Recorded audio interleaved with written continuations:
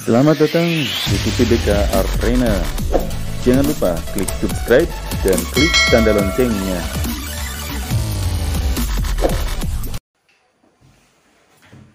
Assalamualaikum warahmatullahi wabarakatuh.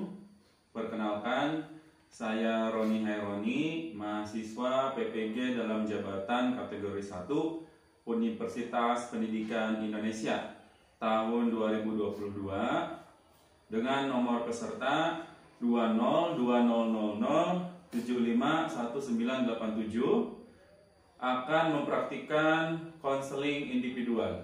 Terima kasih.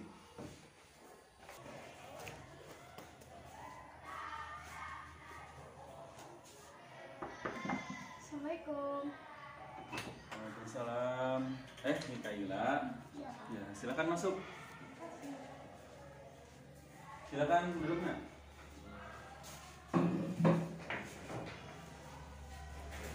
Sudah nyaman belum duduknya? Sudah. Sudah nyaman, benar? Oke. Ya, Mikaila, selamat datang di ruang BK ya. Bapak senang sekali rasanya hari ini kedatangan siswa untuk masuk ke ruang BK. Gimana kabar kamu, Nak? Alhamdulillah baik. Baik ya. Kabar orang tua bagaimana? Baik juga. Baik juga, alhamdulillah. Ya, kabar orang tua baik, kabar kamu baik, kabar teman-teman di kelas bagaimana? Alhamdulillah. Baik-baik juga ya, alhamdulillah. Oke. Oh iya, Mikaila ini kelas 9 kan? Ya. Oh, kelas 9. Oke ya.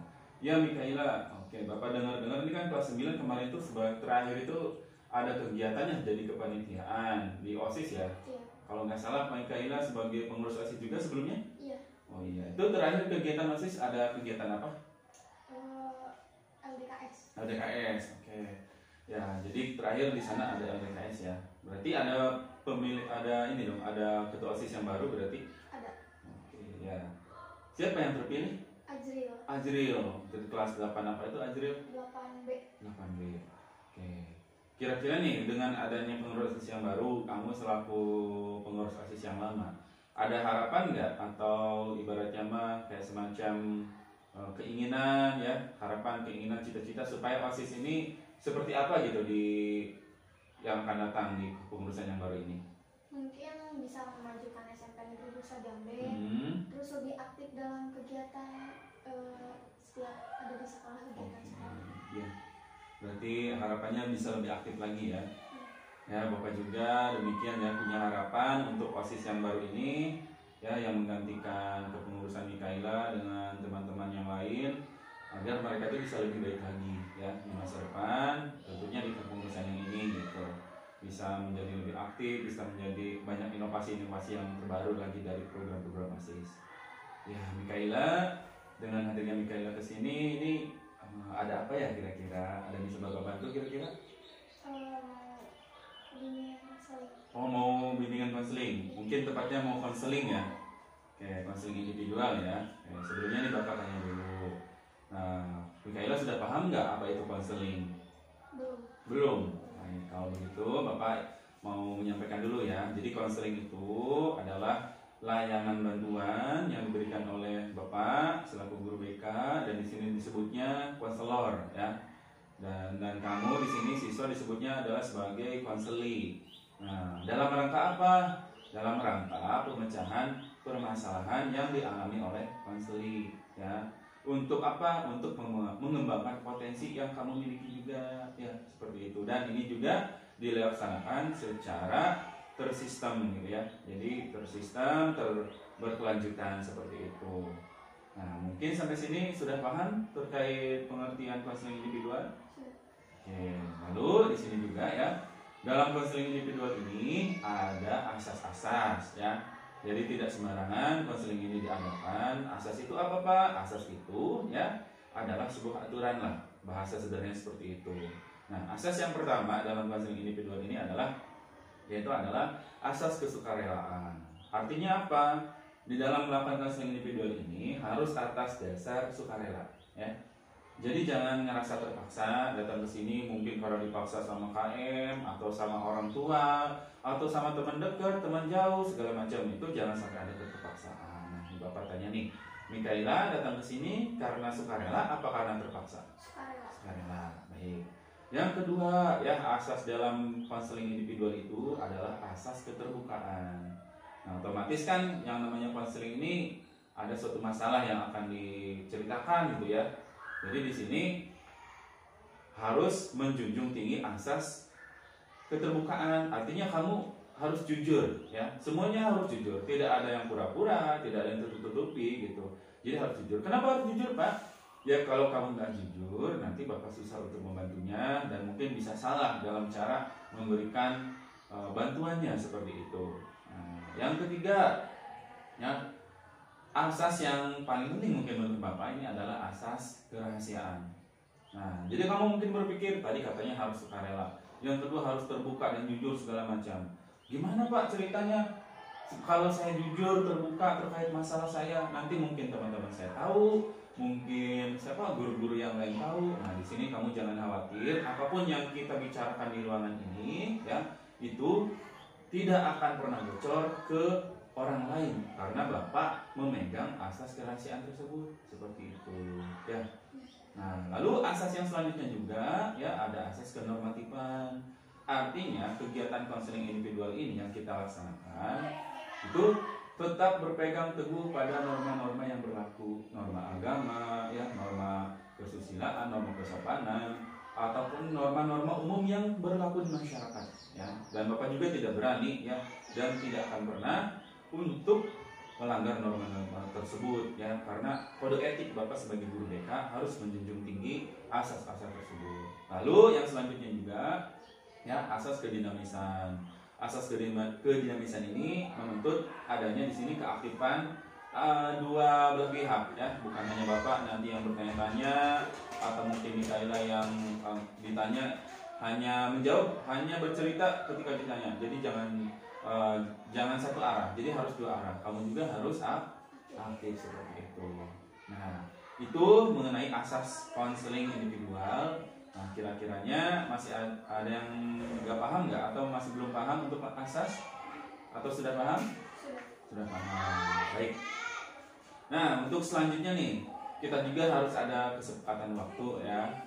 Berhubung juga ini diperlukan seperti itu. Nah, kira-kira nih dari Mikaela, untuk konseling individual ini memerlukan waktu berapa puluh menit kira-kira? 30 menitan. Oke, baik. Kalau memang Mikaela mengajukan 30 menit, nanti akan kita laksanakan, ya. Kita coba 30 menit itu. Namun dalam perjalanannya, seandainya tuh dalam 30 menit itu sudah berakhir tapi masih memerlukan waktu, apakah Mikaela bersedia untuk menambah waktu? Bersedia. Ya, baik, berarti kita sudah kesepakatan waktu, ya. Nah, lalu selanjutnya sebelum kita benar-benar masuk ke kegiatan konseling individual, ada baiknya kita berdoa dulu supaya kegiatan kita lebih lancar lagi, ya, diberikan kemudahan, ya, dalam proses konseling individual ini. Untuk itu, mari kita berdoa dipersilakan.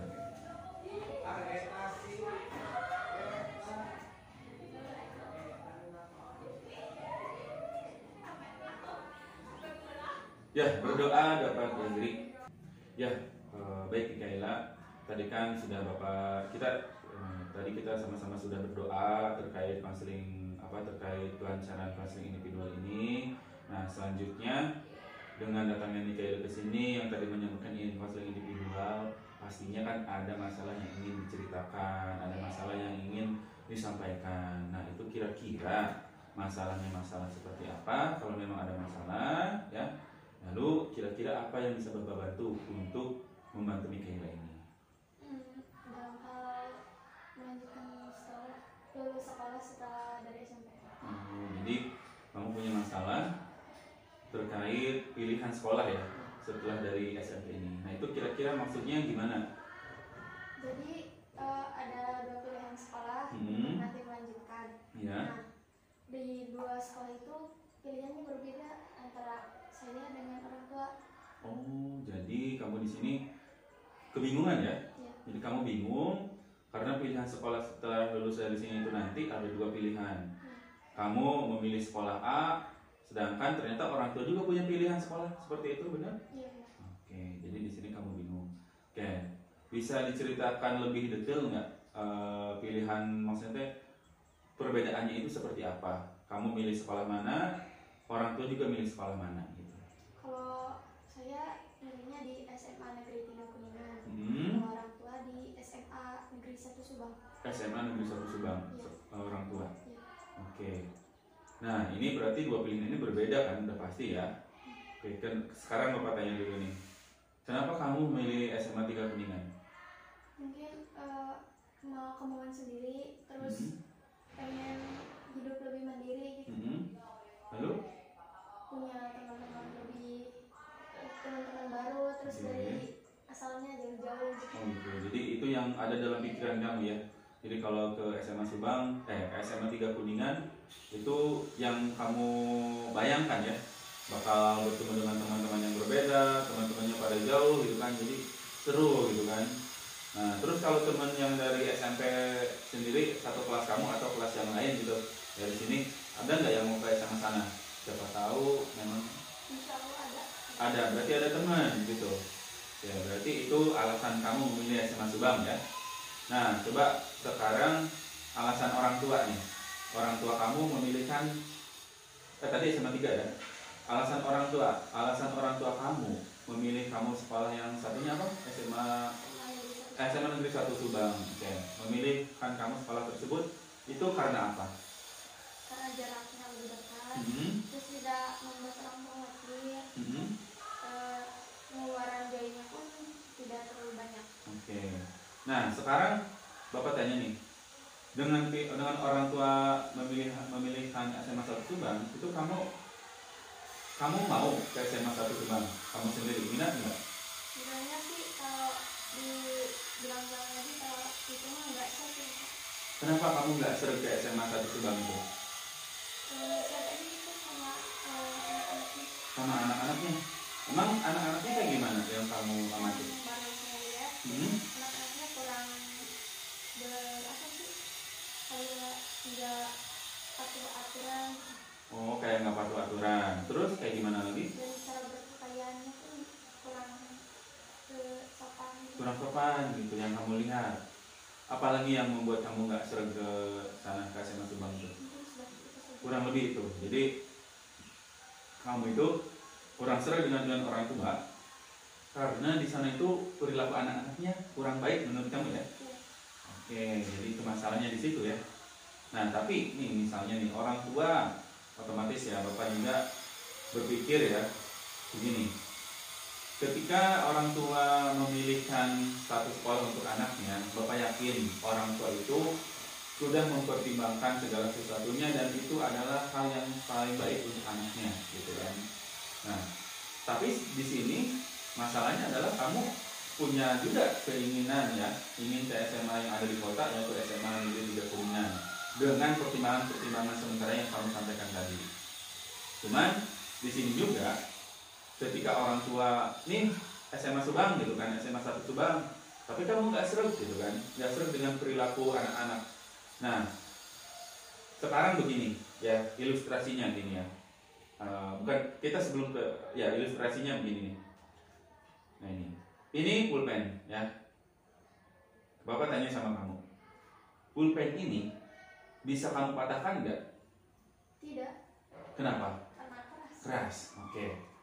Jadi menurut kamu pulpen ini karena keras, ini kamu bisa mematahkan, tidak bisa mematahkan pulpen ini. Nah sebenarnya bukan itu masalahnya, bukan masalahnya.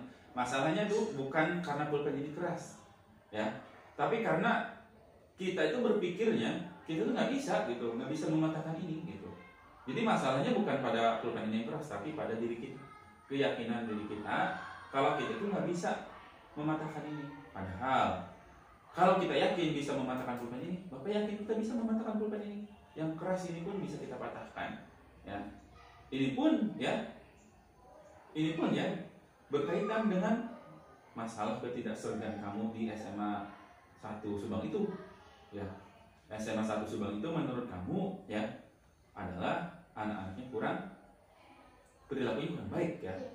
Nah, sekarang Bapak tanya dulu, seandainya orang tua tetap maksa kamu ke SMA Subang, maksa gitu kan, dan orang tua mungkin sampai nangis, kita nggak tahu ya ke depan seperti apa, sampai nangis sampai segala macam, apakah kamu akan tetap menerima keputusan orang tua atau kamu akan masih tetap kekeh pada keinginan kamu ke SMA 3 Kuningan?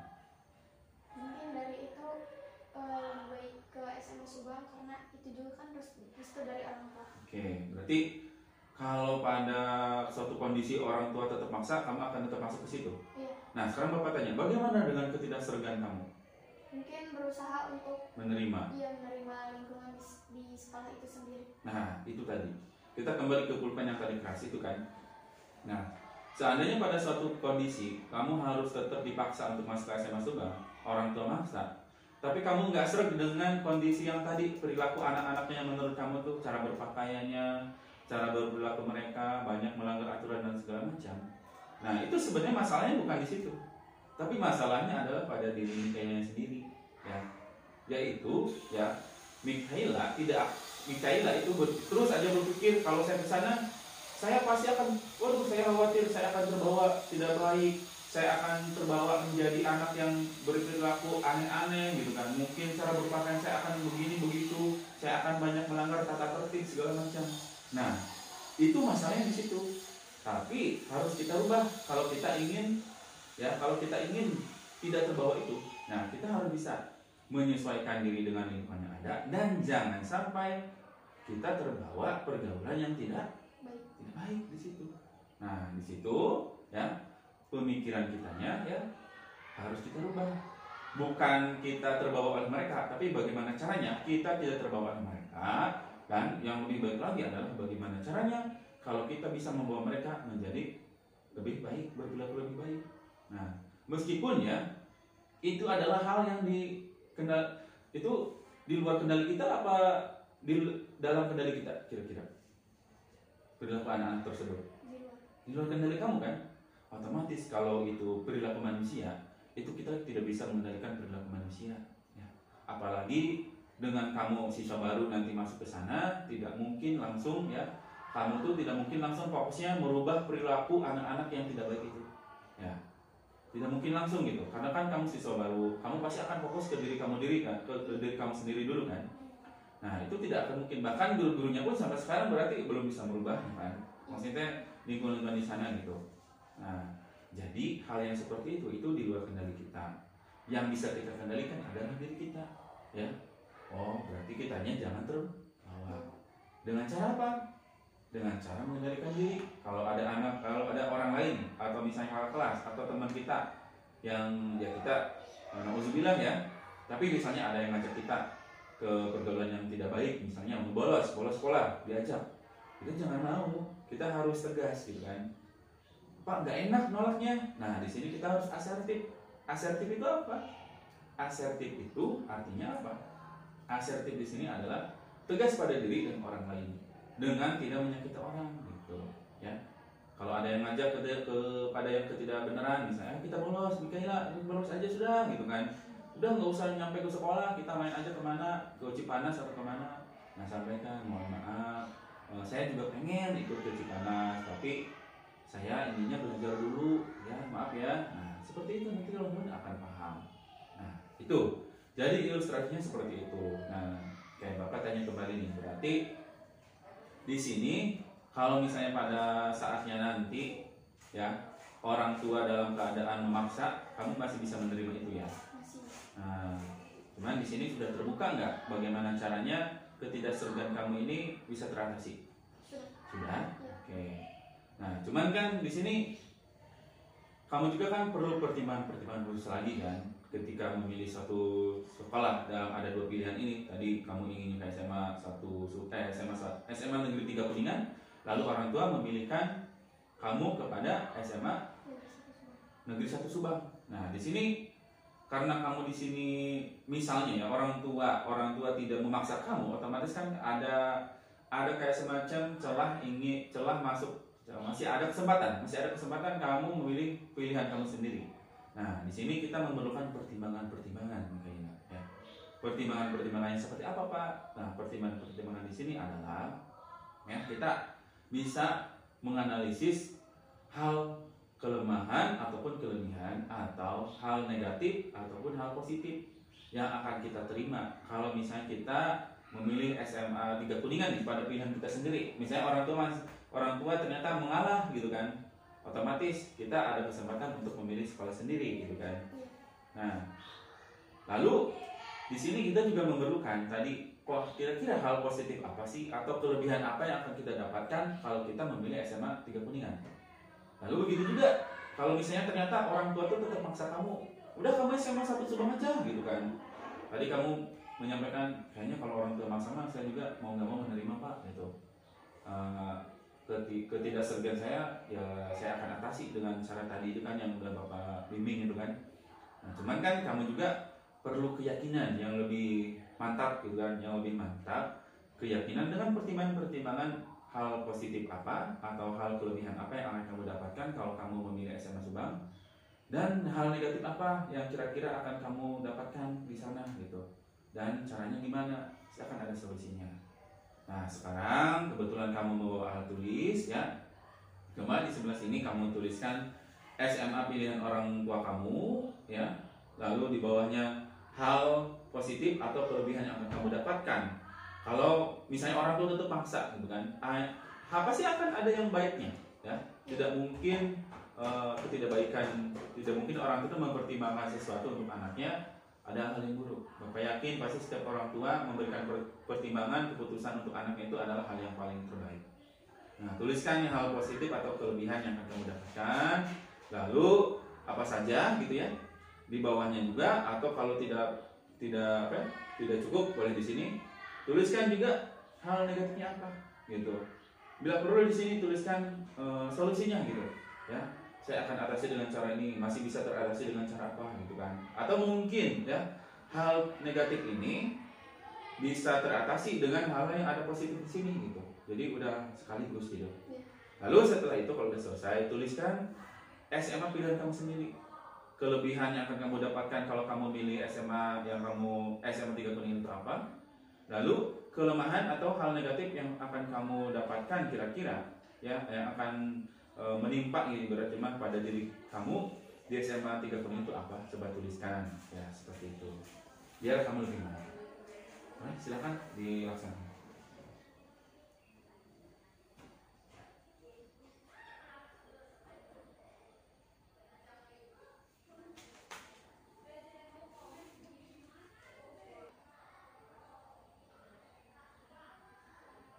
Ya bagus, itu juga.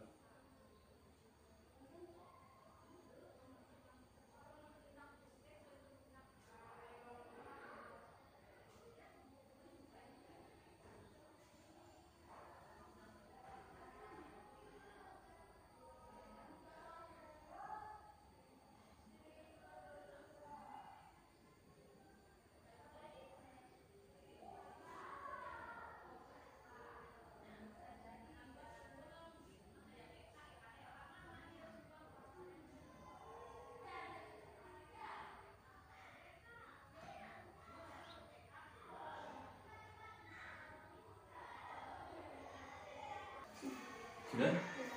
Ya, di situ kamu sudah menuliskan pertimbangan ya dari dua pilihan sekolah yang ada.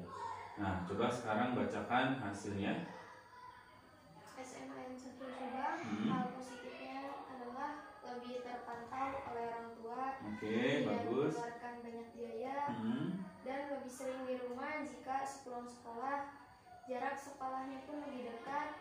Orang tua bisa menabung untuk kuliah nanti. Hal negatif dari SMA yang 1 Subang adalah lingkungan anak-anaknya yang kurang mengenakan. Terus ada lagi? Sudah. Oke, lanjut. Dari SMA Negeri 3 Kuningan, hal positif bisa lebih mandiri, bisa mengatur keuangan, bisa mengetahui pengetahuan tentang sekolah di kota bagaimana saja, mempunyai teman baru, mempunyai teman-teman dari jauh. Hal negatifnya adalah jauh dari orang tua, membuat orang tua khawatir karena sekolahnya di kota, lebih banyak mengeluarkan biaya. Sebagai anak perempuan, kegiatannya pun sulit terpantau setiap harinya oleh orang tua. Takut akan kejahatan di kota atau kriminal. Oke, jadi itu pertimbangan yang sudah kamu tuliskan ya. Nah, dalam perjalanannya. Jadi ketika nanti ya kondisinya misalnya orang tua tetap memaksa ke SMA 1 Subang, kamu sudah punya pertimbangan nih, ya, pertimbangan yang akan menguatkan kamu termotivasi untuk belajar lebih giat lagi di SMA Subang bagaimana gitu kan. Meskipun tidak sesuai dengan keinginan, meskipun kamu tadi bilang ada ketidaksegan, tapi di sini dengan menuliskan sesuatu yang positif buat yang akan kita dapatkan itu akan semakin menguatkan kita, semakin termotivasi ya. Begitupun kalau misalnya orang tua mengizinkan kamu ke SMA 3 Kuningan, ini ketika sudah dituliskan maka kamu akan lebih semangat lagi, Bapak yakin ya. Dan ini akan membuat kamu lebih termotivasi untuk berprestasi di sana ya, belajarnya semakin sungguh-sungguh. Nah, meskipun di sana ada hal negatif, nah tapi ketika sudah dituliskan di sini maka otomatis ya kita akan terpikirkan solusinya seperti apa. Nah, ketika jauh dari orang tua, kita akan lebih terlatih untuk mandiri. Orang tua misalnya khawatir tidak bisa memantau kamu, nah otomatis di sini kita benar-benar diuji diuji pengendalian diri kita.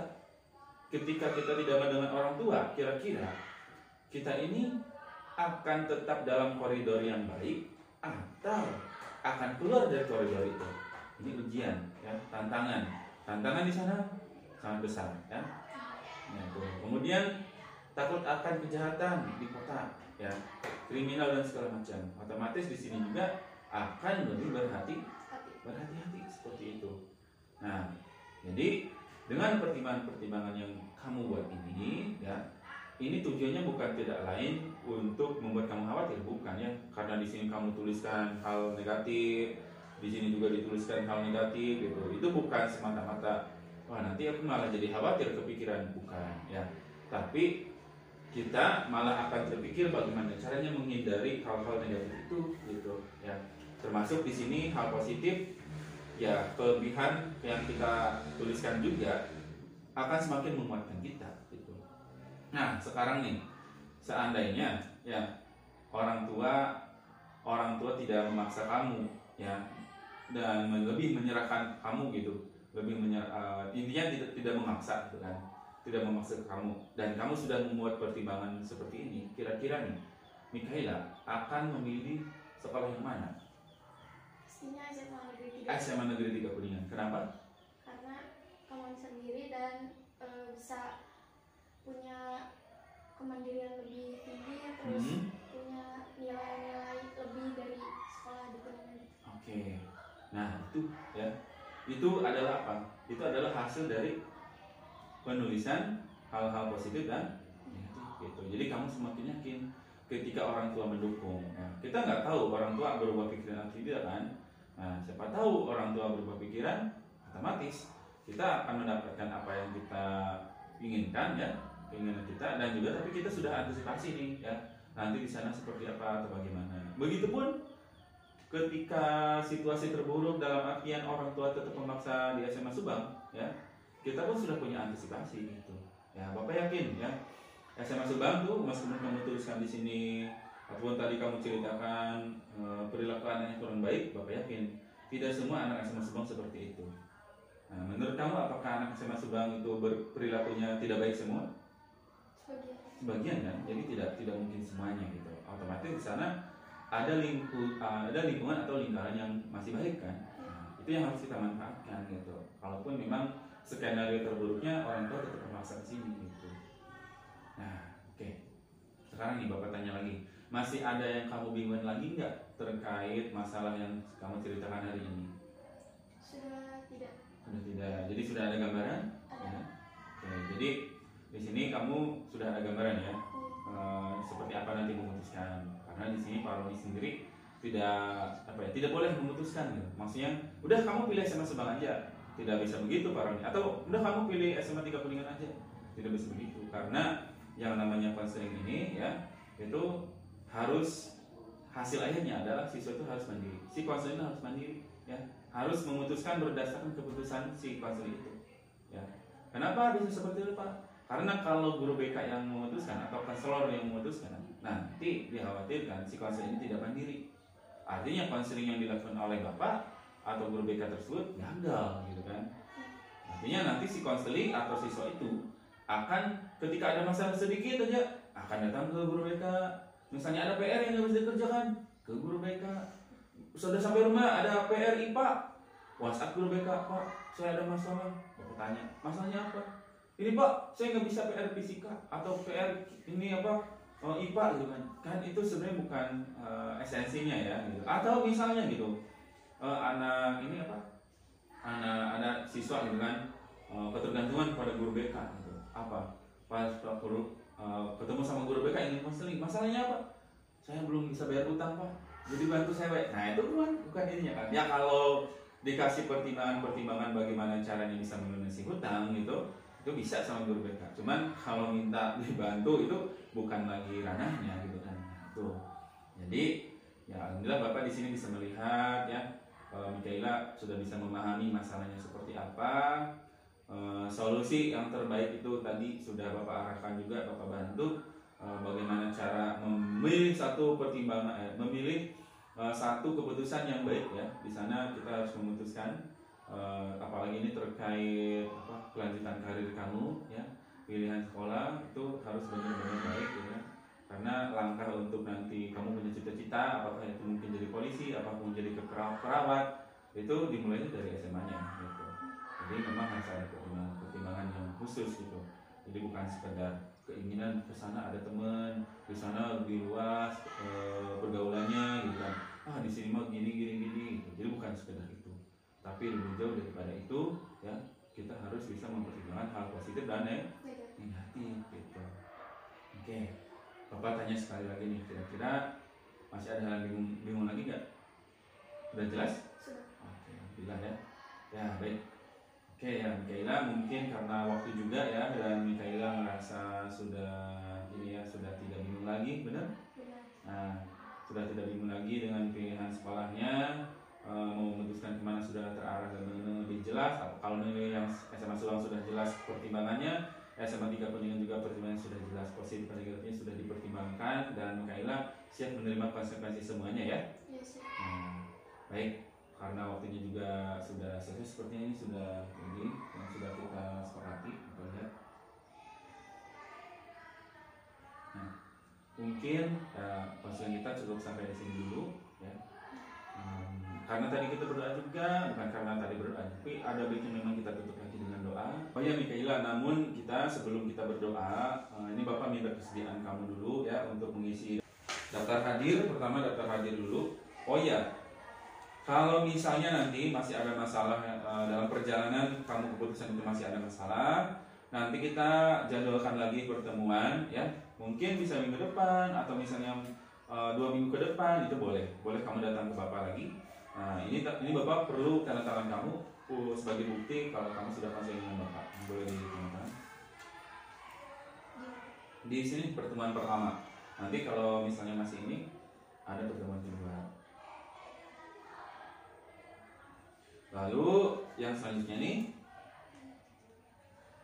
kamu isi dulu ya. Kamu checklist saja.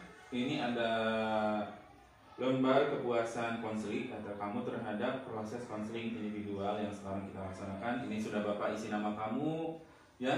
Lalu di sini kamu pilih aja checklist yang mana gitu. Ini sebagai evaluasi untuk Bapak sebagai guru BK. Ya, silakan dikerjakan dulu sebentar ya sebelum masuk kelas.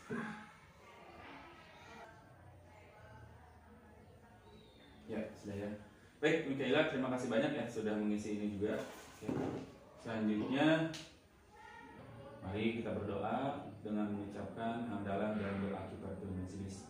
Alhamdulillahirabbil alamin. Subhanakallahumma wa bihamdika asyhadu an la ilaha illa anta astaghfiruka wa atubu ilaik. Ya, Mikaela, terima kasih banyak ya. Kamu sudah datang ke sini. Kamu boleh ke kelas. Terima kasih banyak. Terima kasih, Pak. Ya, sama-sama.